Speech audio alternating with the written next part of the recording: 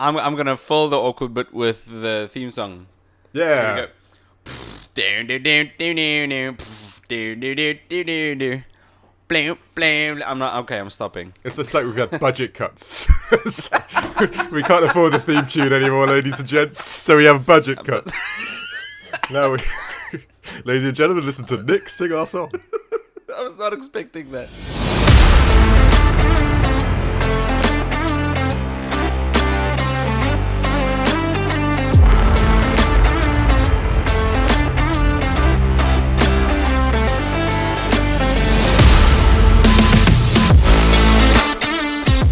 Hello and welcome back to another episode of everyone's favorite podcast, the Critical Arcade Podcast. I'm your co-host Nick. And I'm Dave. Yes, hello Dave. Wow, you've got that same fluctuation each time you introduce yourself. You know what it is. It's the flair. I do that, because just to show my character. Do you know how weird it is to say your own name? I know it's strange to say, hi, my name's David, but to announce your own name. Announce, that's the word. To announce it is much different than introducing yourself. Yeah, exactly. Yourself. It's like you'd have to be really obnoxious to announce yourself when you walk into a room, and it's like that same feeling. Yeah, and we aren't those type of people. No, far from it. But we need to. It's true. It's something we got to get over. It is literally the most awkward part of the whole podcast. Before we go any further, I need to apologize. We had a bit of a jumble in our schedule. Last week we said that this week we were going to do Horizon Forbidden West. And then we saw that after Horizon Forbidden West, we were going to do this week's episode. So we switched them around, and now we have our very own Halloween special. Yeah. It is very exciting, because Halloween's my favorite. Halloween's your favorite? What's wrong with you? Yes. Oh, I love Halloween. Why? Because you like scary stuff? Just generally... Because I love the spooks. I love Spooky Month. See, this is where you and I differ. This is the month I stay inside. I don't want to give kids candy. I don't want to watch horror movies. I just want to pretend October is just coming to an end. And then it's my birthday the next month, so October can just go away. This week, for our Halloween special, we played F.E.A.R. Yeah. 2005 game that blew everyone away. Yeah, it's a classic. It's certainly in my household. I can't believe that was 17 years ago, though. Oh, it's a long time. Yeah, it's crazy. It is. It's honestly thinking that there are teenagers that are almost legal. Yeah, as old as this game. It's just madness, and this is even playing the game for the first time is quite fresh in my mind because it was, like you said, it was. At its time, it was hyped as a very good... Oh, yeah. Oh, for sure. This was very impactful when it came out. Oh, yeah, definitely. And it was, I was only looking, it was, released by, or developer was Monolith Games. And... Monolith. I always like looking back into what games they made. And I didn't know they had such a pedigree in, horror games. I recognize the studio, but what else did they do? I think guessing the ones you'd recognize them mostly for would be the Middle-earth. Shadow of Mordor, and that's Monolith. Yes, the Shadow of War. Yeah, that's right. They went all loot boxy and a bit insane at the end, but they also did. Do you know the game Blood and Blood the Chosen? That was an old first-person shooter horror game. No. Condemned. They did Condemned. Yeah, they did Condemned. Wow. Yeah, that is. They had a pedigree. They have quite the pedigree of scary first-person shooters or perspectives. Sometimes they're not. I think Condemned is still one of those horror games that I've not have had the guts to actually play because that actually looks genuinely frightening. Oh, it might again, not a game I'd play obviously, but my brother did because he's like you. He likes being tortured by scary games for some reason. And that game is brutal. That game is is a good one. Well, good for what it is. But yeah, anyway, we're talking about F.E.A.R. F.E.A.R. This game got released in 2005 with some critical acclaim. I remember when this came out, they had a piece of live action advertising. I don't know if you ever saw it. Oh no, I didn't. That's cool. Didn't know that. Yes. When this came out, they had, I can't remember if it was an ad or just a promotional video, but they shot a live action I guess not short film video that would go hand in hand with this game, and it was Oh, it was such a long time ago. But I remember it.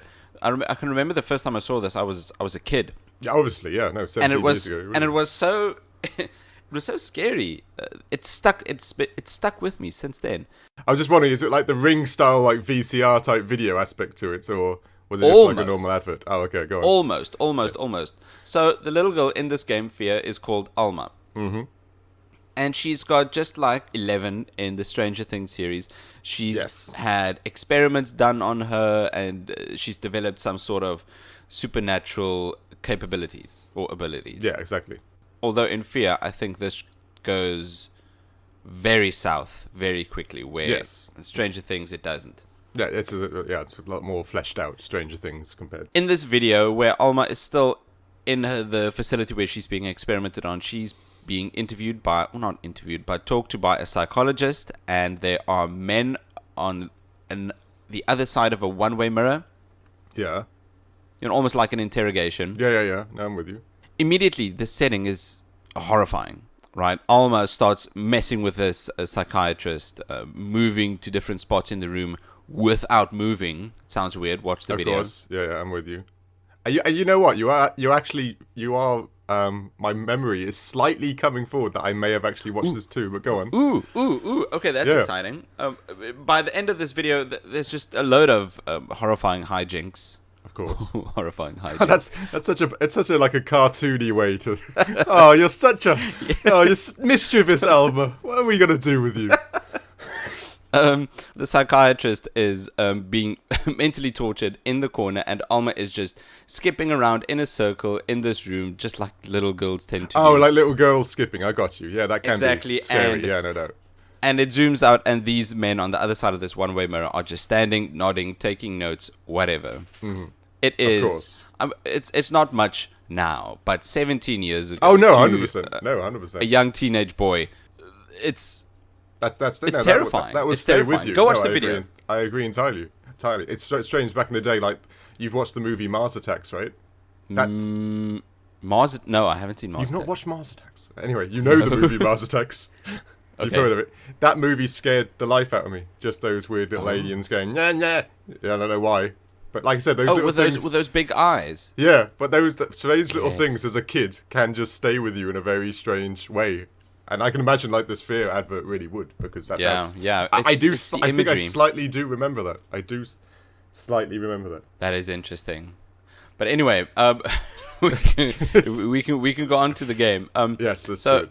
I remember F.E.A.R back in the day, in 2005, being an absolute visual powerhouse. Yes, and like I said, one of the things, I have to put it forward because it's a bit unfortunate, because Half-Life 2 came out first. And when playing the game, I could not compare it to Half-Life 2. Same. And I couldn't remember why. I says, why does Half-Life 2 keep coming into my head? Because, again, first-person shooter. But it just kept coming into my head. And I had to look it up. Same with me. It's because I more than likely played Half-Life 2 first, and then played F.E.A.R like almost directly afterwards. And that was just... Oh. And because Half-Life 2 set the bar, we all know Half-Life 2 set that bar pretty damn high. Of course. I couldn't help but compare this game like throughout the entire playthrough to Half-Life 2, which is, again, almost slightly unfair because Half-Life and Valve compared to, it's kind of a big boy in the... But anyway, I just thought that was really strange because I kept looking at it thinking, why does this remind me of Half-Life 2 so much? Because there are aspects of it that are very much the same. Besides both of these games being first person, they are very unsettling. Oh yes, no, entirely. Yes, exactly what it's supposed to be. But yes, you're right. Very, very unsettling. There are parts in Half-Life 2 that are quite unsettling, that make you uncomfortable. And there are parts in F.E.A.R that are downright disturbing. Yes, too much so. In my world. But yeah. So they are very, very similar games. With Half-Life 2 being the more unsettling game, F.E.A.R being the downright disturbing game, I have to say it is also very confusing. Yeah, it's... Like I said, I couldn't... When I was playing it, and I couldn't... When you look at the narrative of a game, I always think, was this a game, a horror game that's first-person shooter, or is it a first-person shooter that has horror elements? Because we all know, like, most first-person shooters, you're not really playing for the story that much. You're playing for shooting and combat and bad guys, and then next level and being a hero in some way. Whereas horror games, we all know the likes of Resident Evil and Silent Hill, you're actually playing the story, you're playing the lead, you're working it out, also with some shooting elements. And I found it hard which way to judge the narrative on this, because as a horror game, it kind of, in my opinion, falls short, but as a shooting game, it's kind of a relative standard. So it was a strange, I don't know which way it falls, really. It was kind of like an in-between, because it's got relatively strong elements-ish in each. So I found it hard to rate the narrative on this one. Same, but I think that is what they were. I think that's what they were going for, trying to get some balance, that sweet spot in between, to be a scary game. Yeah, middle ground in between a scary game and a shooting game that's both fun and scary. Yeah. I think they got the shooting bit down. Yes, but the scary part, I think, hasn't aged as well. No, and there's lots of cliches in this game. Oh, a lot. And I don't know if they were back then, but they certainly are now. So when playing it, you could just see what was coming, like, almost all the time. I think this is one of the games that established these cliches. Yeah, no, I agree entirely. The lights would be flickering, and your heads-up display would also be flickering. And I don't think any game before this did that. No, I agree. I really do think this is one of those ones that led the way. Like, without these games, you wouldn't have the atmospheric, like in Dead Space and stuff, because they really did. Yeah. You got to remember, this was 17 years ago, and they really did push that envelope of, like you said, atmosphere and lighting and all the other. And so, again, it's difficult to grade it, because we got to grade it to today's standard and not the 17 years. But you're right. In the day, this was the pinnacle of suspense gameplay, so to speak. For sure. If I immediately started at this game, and the info I get, or the info that the game gives me off the bat, like in the first 10 minutes, I'm much, much, much more confused than I am invested. Yeah, that's true, yeah. It shows a man in a cell being approached by a little girl and is screaming in pain. Yeah. That makes no sense. No. Well, like I say... Then it shows this man eating another man? Yes, that's I remember that next scene. Like, okay. So you got like a Hannibal Lecter normal thing going on. It's so odd, but this man's screaming seems to wake up an army of men. Why? Of drone men. Yeah, it's true. Of drone men. Why, if this man is shouting, do these drone men wake up? I don't get it. It makes no sense. They're just patching some sort of circumstances together so that you can shoot them later. You're right. There isn't really there's no depth to the actual reasoning. I think a lot of games in this time, the early HD era, just sort of ham-fisted military men inside of these games. Oh yes, 100%. For no reason. Yeah. Just why? Just cannon fodder. That's all it is. It's just you don't need to know their names. You don't need to know their backstory. Just things for you to shoot and dismember, because that's fun. Yeah. And so now we are now we're in first-person perspective. A man in a task force that deals with the supernatural, called the first Encounter Assault Recon, or F.E.A.R. Yeah, it's goofy. It is quite. It's hilarious, because I can almost see the boardroom. Okay, we got a game called. We want to call it F.E.A.R. So now we got to work out the acronym, and they're all just writing down first. Engage, encounter, encounter. No. Like, they're just finding words for the letters, and then that's it. Room? No, not room. Exactly. Recon. That's right. Scare? No, we can't call it scare. You can just picture it, or at least I like to think of it, and then there's like a big exec said, yes, F.E.A.R. Well done, Matilda. Well, yeah. Have a and it can't be, it's not reconnaissance, right? It's recon. No, it's recon, because it sounds cool and cooler. It's short, yeah. And it's not French. We can't be French, we gotta be cool. Yeah, it is funny. I found the acronym quite funny too. And how serious they take it when they tell you who you are. It's so serious. Yeah, it's so funny. serious. But it's fun. It's fun. That's the thing. The scares at this point aren't so scary anymore, but it is fun. It's like stepping into a mini time capsule. Yeah, it is. Back 17 years to really what was scary. Yeah, and that the scares, that's fun. They aren't as effective anymore, but it is fun to see these things. No, it is. It used to be scary. It's almost like going to a museum, but for gaming. Like, and then Yeah. now we're going to play F.E.A.R, and you'll see where the scary things came from. And you can see, and it is, like, from our perspective, I know the kids and stuff like that won't get it, and they will when they're older. But it is almost like a museum tour when you play these old games to realise, oh, that's cool. Very much. That was the original. Oh, so this is how the entire cliche started. Yeah, exactly. Bodies falling from That's right. the ceiling or top floor. But yeah, it is quite fun. Oh, another thing I remember, that this game was the first game that really, really, really utilized shadows to be scary. Yes, correct, yeah.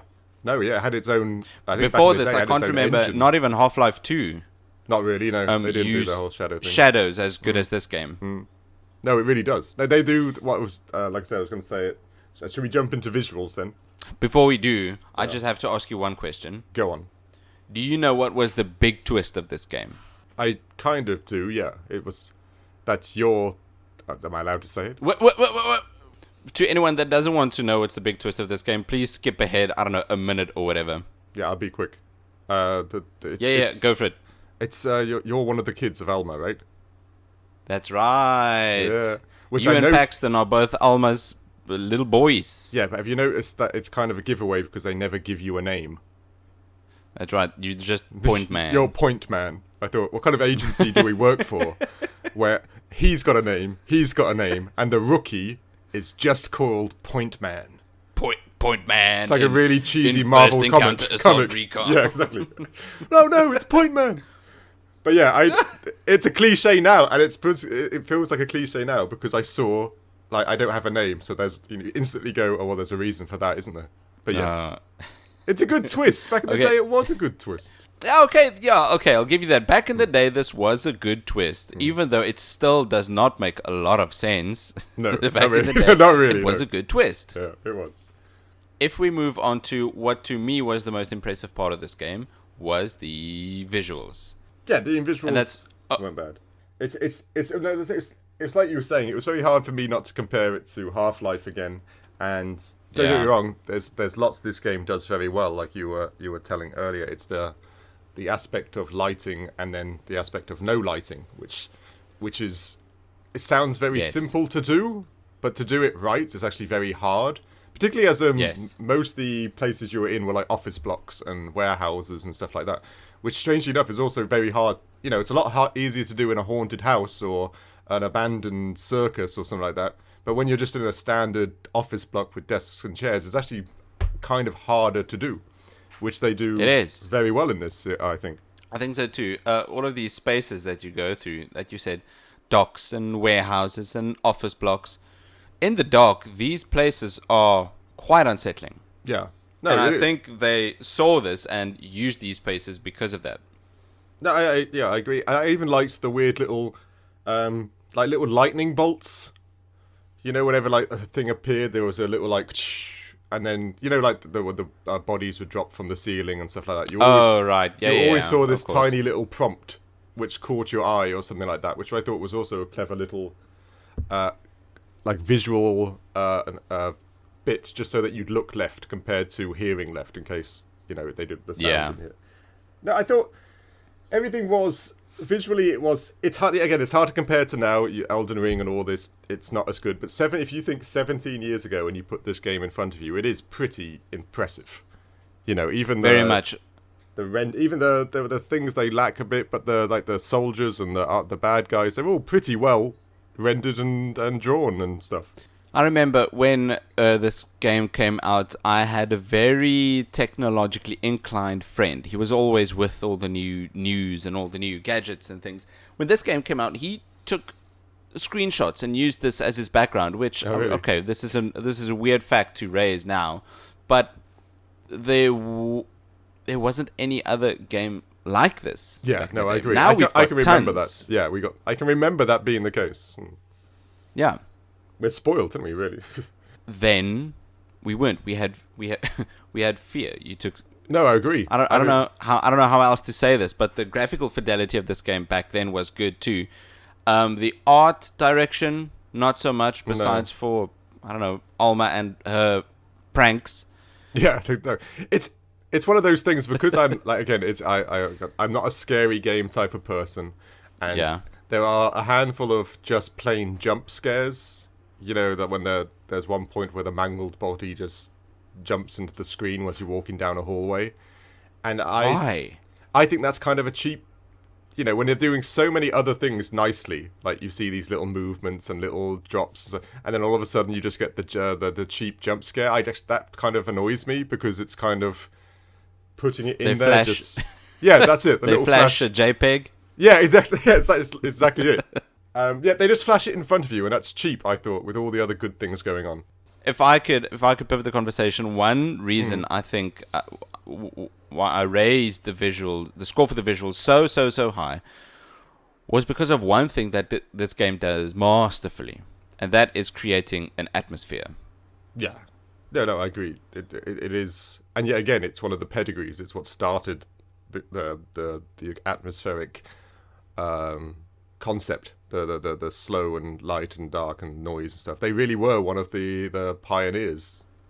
Yeah, some other games that I think also really did the atmosphere thing beautifully was the first Resident Evil game. The very first one, when you would get into the mansion, you see your first zombie, and they slowly turn their head. You remember that? I do remember that. That's it. And again, we can't compare this to Resident Evil because they're the Rolls Royce of horror games by all accounts. Of course. That and Silent Hill, but they're kind of two different genres of horror game, which I always like about that aspect. Yeah. You know, there's the running away from zombie, and then there's the slow, gothic, gritty, almost palpable psychological scare. Yeah, exactly. That Silent Hill does. But this tries its best. But like you said, the narrative is the lower point, and they put a lot of effort in the visual and the audio to kind of put across the scares in this game. Which very true. They do very well, and it ages okay. It doesn't age that poorly, but it you can see that compared to games today, it's not that scary anymore, which is a weird thing to say because back in the day, this game was properly scary. If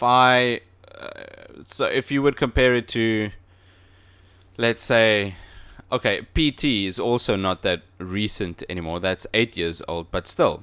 PT came out.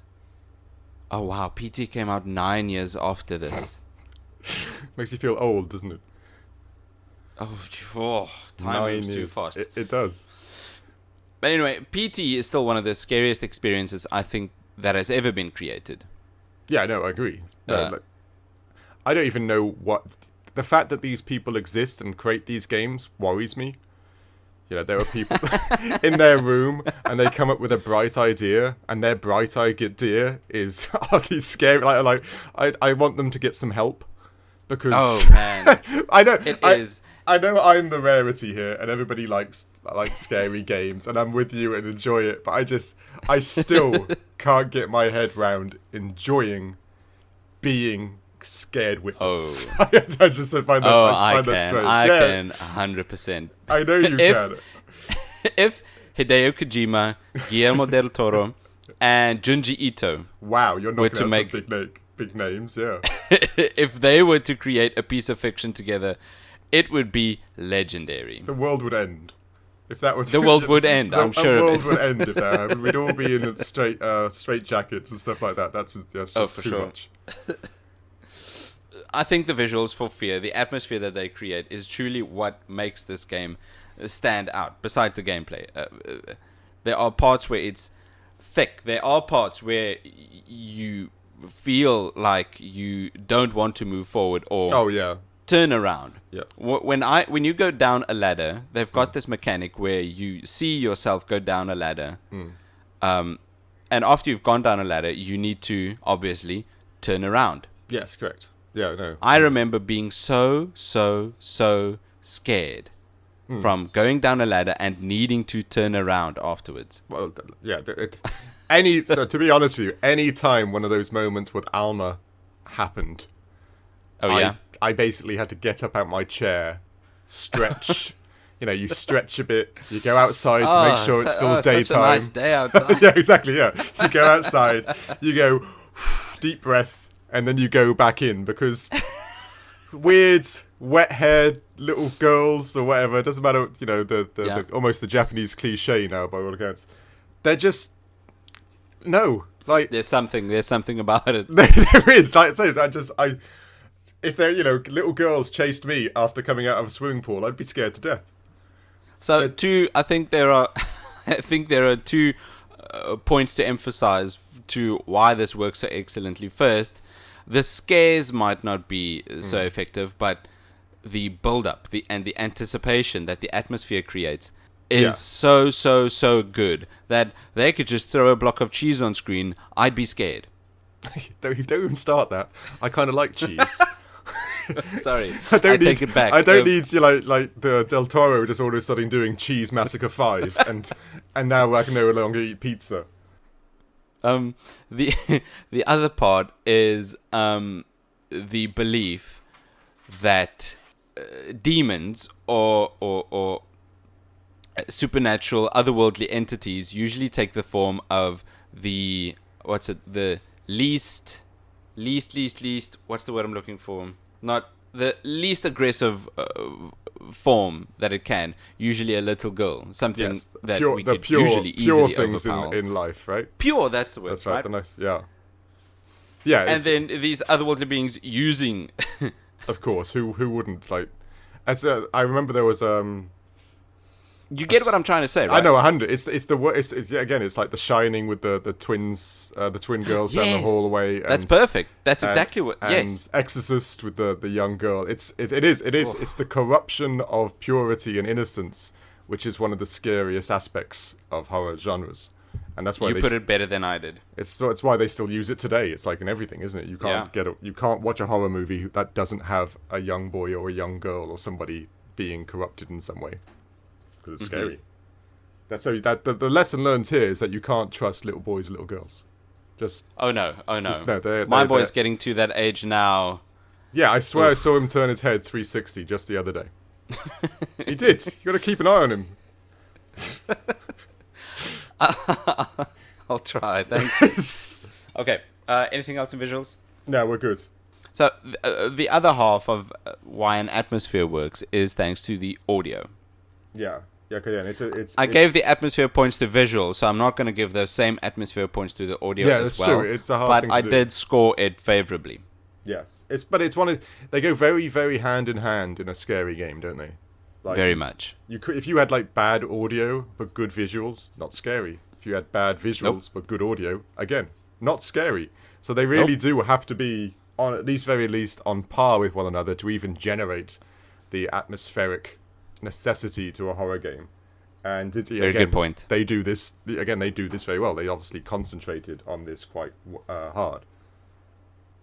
I think another part that people tend to look over in this game, especially, obviously the audio for the scary bits are good.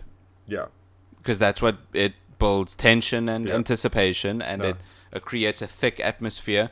But what I also picked up was the audio for the shooty parts. Yeah, no, I did too. Which was, like I said, keep going. Yeah, like you could hear in the radio comms when your enemies, these what did we say? These decoy men. When they would talk to each other, you could hear them react to the situation. Yeah, that was when you would kill some of them, they'd say, "Oh, he's taking some of us down," or whatever.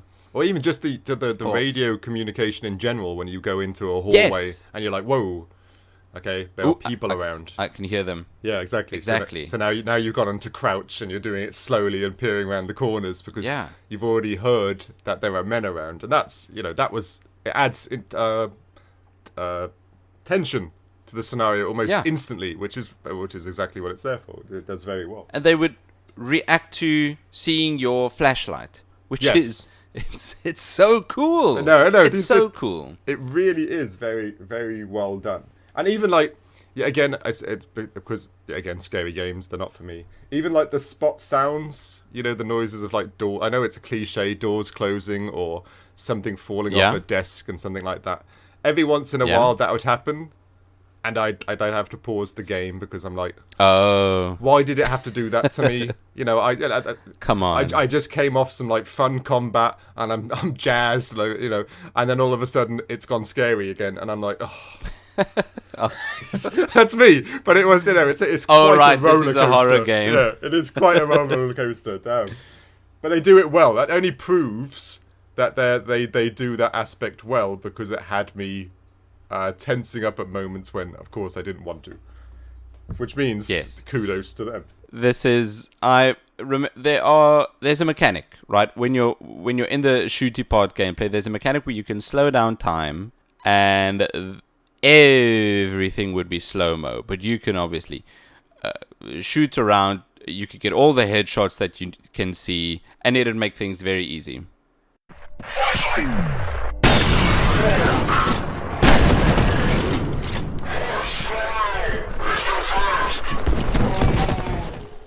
The audio design for these parts were very well done. Very well done. Everything would sound slow. Yeah, that dulling of all the sound, and then the slow-mo. Yeah. Also, when the bullets hit, they've got that slow-mo thud, which is yeah, exactly. It's so satisfying. It's like when you were like kids and you're playing with your brother, going like it's almost doing that, but as a grown-up, which who doesn't want to do that? Like, and the sound effects there's something meaty and almost visceral about them. Even when you're shooting the walls, or if you miss and stuff like that, there's noise associated with it that just adds to the sorry. Just adds to the situation, is all I was going to finish on that. It does. So I think the audio for the shooty parts are very good, and the audio for the scary parts are outdated. yeah. Well, yeah. Again, you never know if they're the ones who started this off. But yes, it's like I said, it's almost cliched again. There's one sound effect that they used that I haven't heard in ages because it is outdated, and I had to look up what it's called, and it's called a bowed cymbal. Okay. You know what I'm saying? So they would, yeah. You mean a cymbal, as in the cymbal as the instrument? Yes, a cymbal like on a drum set, and they would take a bow like from a violin or whatever, and they would rub this bow on a cymbal, and it would make this high pitched. Yeah. No, I know what you mean. How to exactly, right? I can't do it with my mouth. It's called a budget bowed cuts again. cymbal. Yeah. I'm gonna cut this out, and I'm gonna put a bowed cymbal sound effect in the podcast. I'm sure you are. Sorry.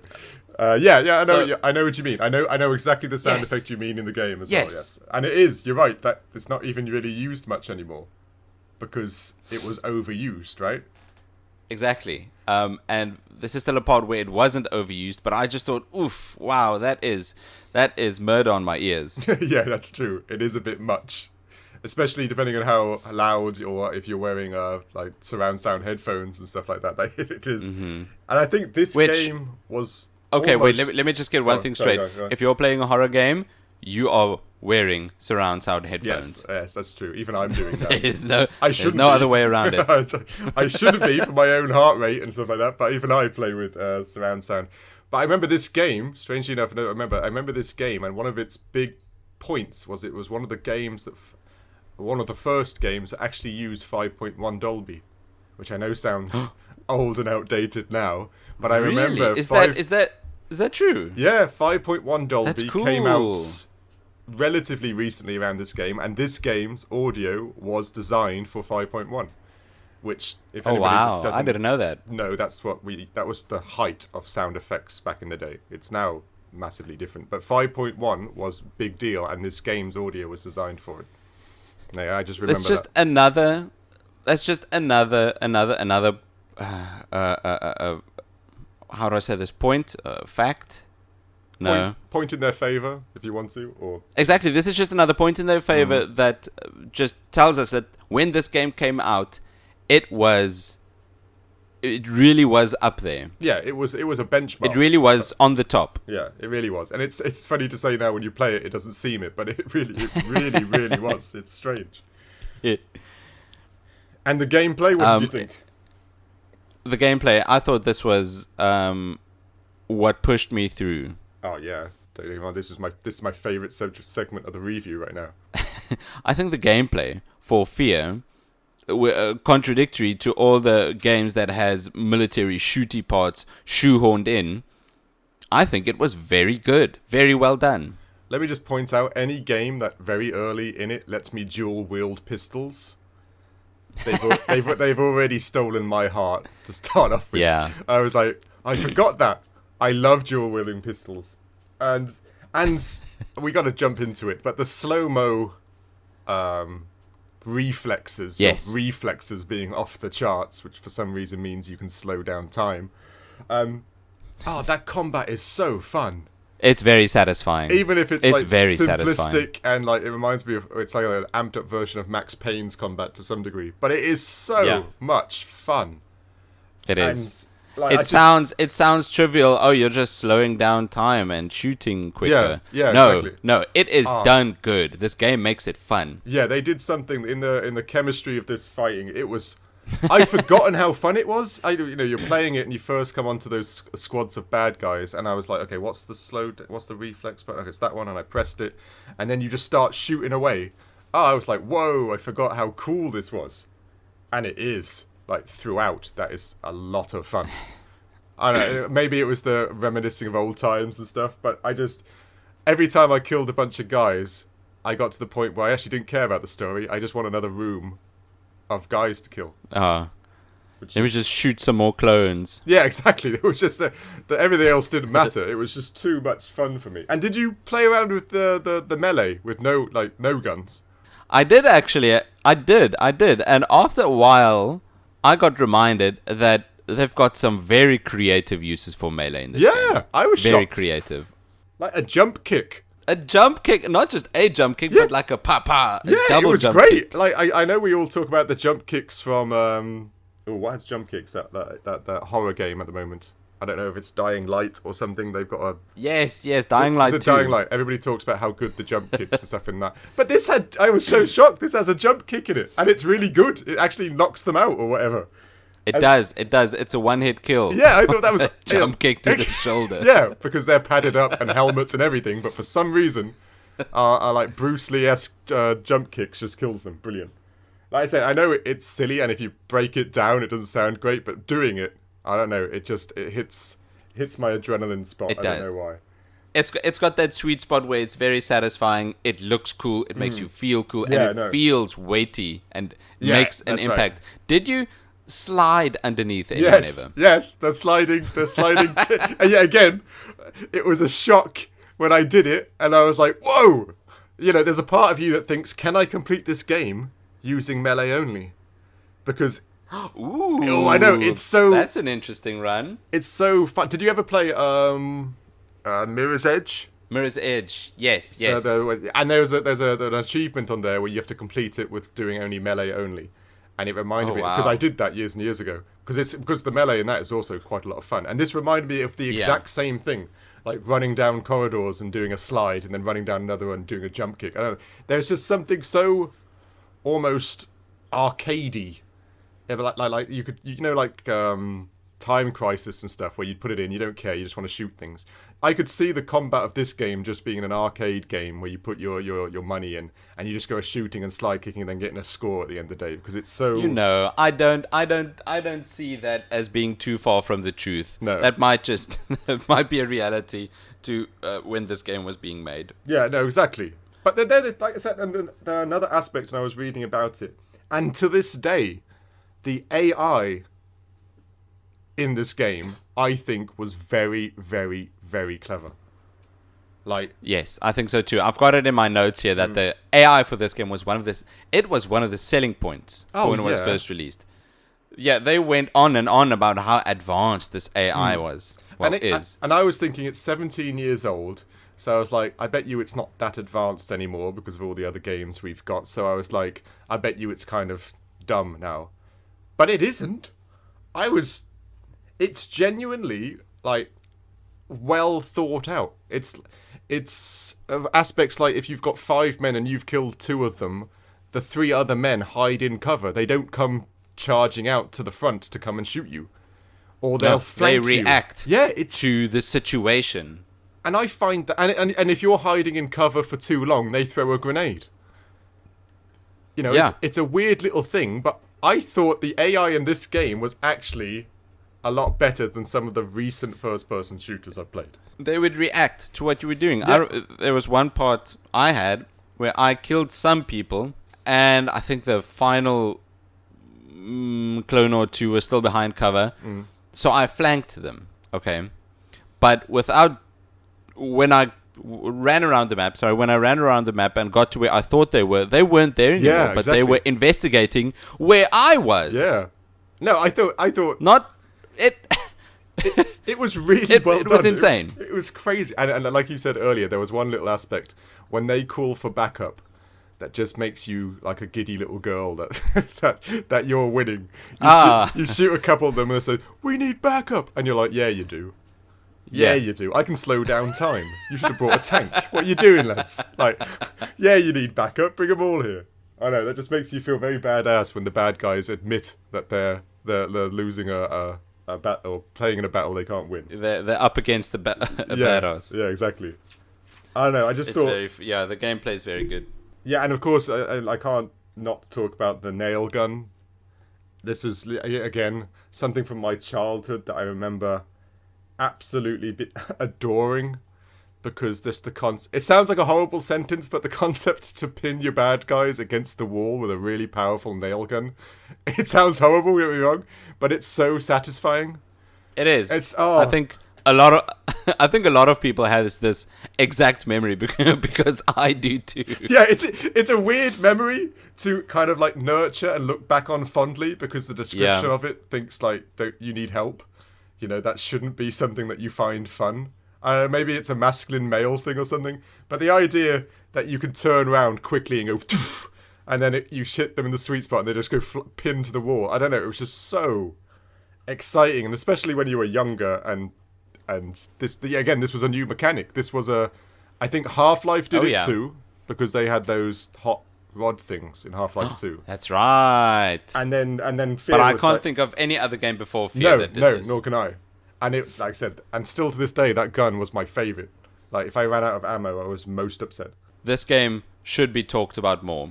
Yeah, it's true. And then you can see why it had so many... how many games after it? 4 or 5? I can't remember. How many F.E.A.R. games are there? I can't remember. But 2 DLC or expansion packs, and then 2 games. Is it 2 games? Okay, yeah. Which means it shows that it was a big game, and it has quite a good following, and it does have very much good reason. The one thing, sorry, I know I'm going to rant here. The one thing that I just could not get past is that you're working for F.E.A.R., the greatest, best money. It's got all the high tech gear, but for some reason, and I couldn't get this out my head, they must have given you, the front man, to go on his own. They gave him what I can only imagine was a wind-up torch. Oh, right.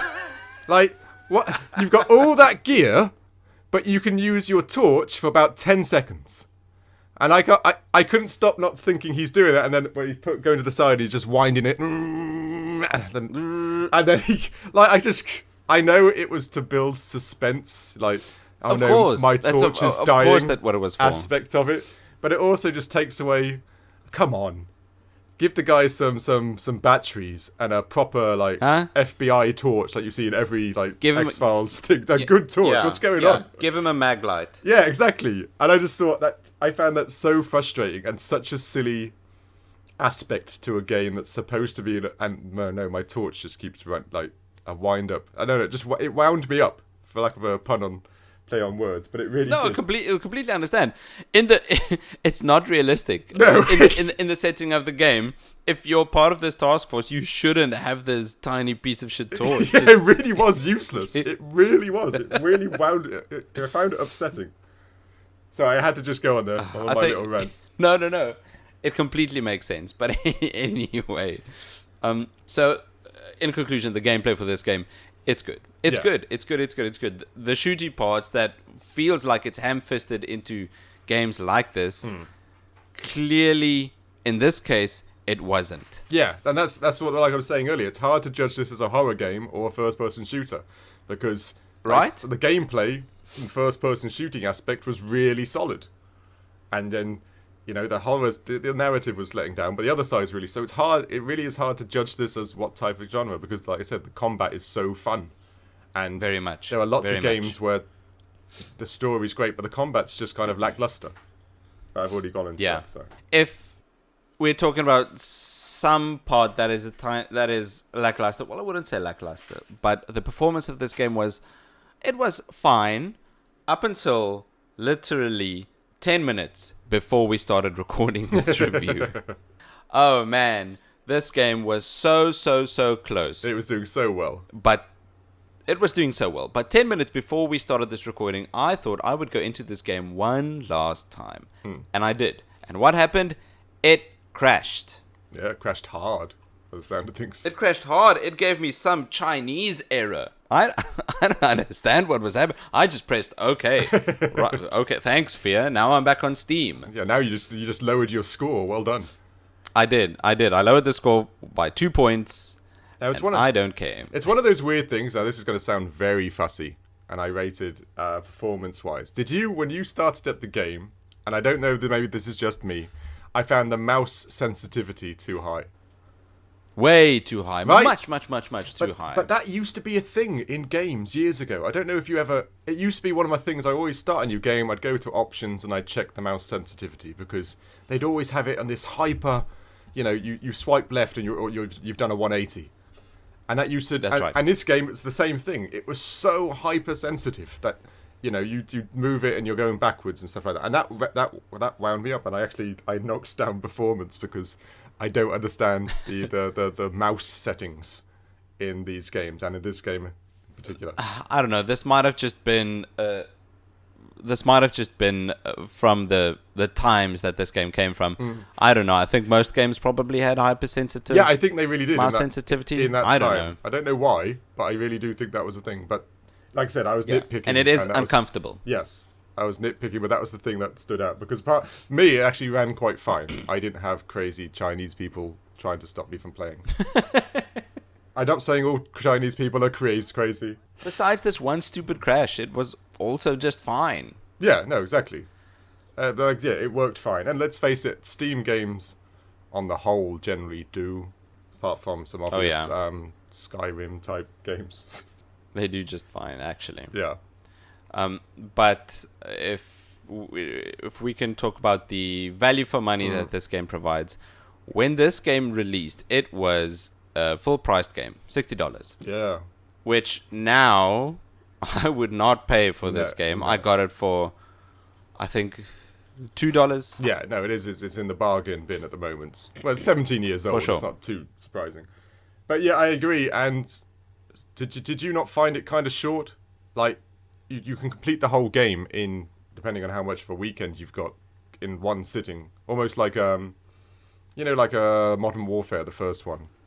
It's good. Oh, right. But the campaign is really quite short in the end. If you don't take your time listening to all the telephone calls and the audio aspects that are actually in there too, it's quite a short game. I was shocked. I'm sure. I think if you just sit down and hightail to the end, it is going to be short. But there are bits and pieces that you can consume to extend the game, these case files or the phone calls. Just to flesh out the narrative a bit. Exactly, or all the collectibles. So it is in the game. But it's, again, I think it's because I'm comparing it to Half-Life 2 again. I inadvertently go to it, and if you think Half-Life 2, that's kind of a fleshy game. I haven't played it in years, but that's got some substance to it. It is a very long game, and I think another reason why Half-Life 2 feels so long is because of all the different situations they put you in. It's not like F.E.A.R, where it's either a warehouse, a dock, or an office block, or a lab.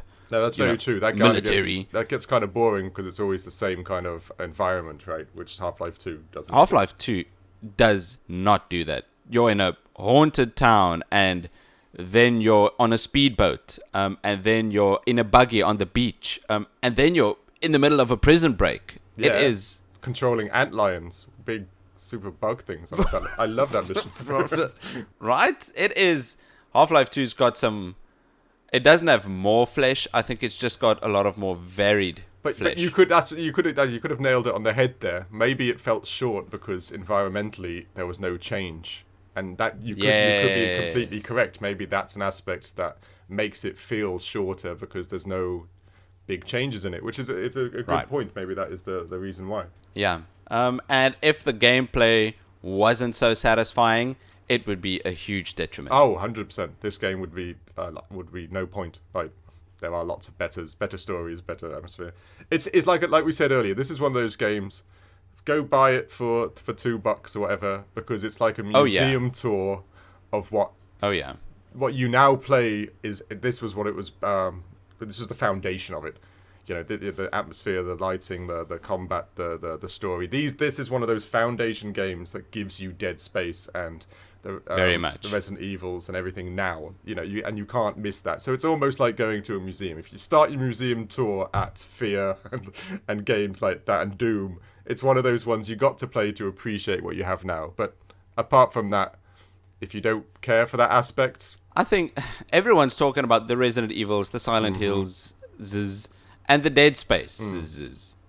But I think people can talk about this game much more than they do, which isn't a lot. Yeah, it's true. It is a shame. It is. You can't deny that it's gotten old and it's been put back on the shelf like many things in life. And it's a tad unfair because it is actually a very good game.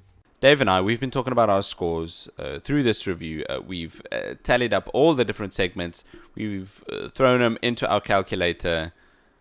And we have given F.E.A.R. 2015... Wait. Yeah, we've given F.E.A.R. 2015 the letter grade rating of C+. Yay! Same as Overwatch 2. Which is it the same as Overwatch 2? I think it's... C+. Oh, it is the same as Overwatch 2. You're right. Which is, it was not bad going if you think about it. Overwatch 2 just releasing and F.E.A.R. being 17 years old. It either shows how bad Overwatch 2 is or how good F.E.A.R. is. I don't know which one. You're completely right. I think F.E.A.R. is a good game. Yeah. I think it's a good game. I'd recommend. Go play it. Get it on a... Right, yeah. Get it on a sale and spend a weekend with it with headphones. Yeah, no lights. Yeah, of course. Like, have a good time. No, you're some sort of psychopath if you play horror games in the daytime on like normal sound. What's wrong with you? Even I don't do that. Sure. I think 17 years ago, in 2005, this game was at the top, an absolute powerhouse. Yeah. And people have forgotten that. Yeah. Exactly. It's worth revisiting. Like, everybody out there who likes these types of games, it's worth revisiting. It's a fun little adventure. And admittedly, it was quite a nice nostalgia bomb for me to visit. Oh yeah, same here. To revisit. Like I said, it's go for it, people. You've got to, and tell your parents. They probably played it. Tell your parents. Wow, actually, they might have if you were born in 2005. Yeah, exactly, right.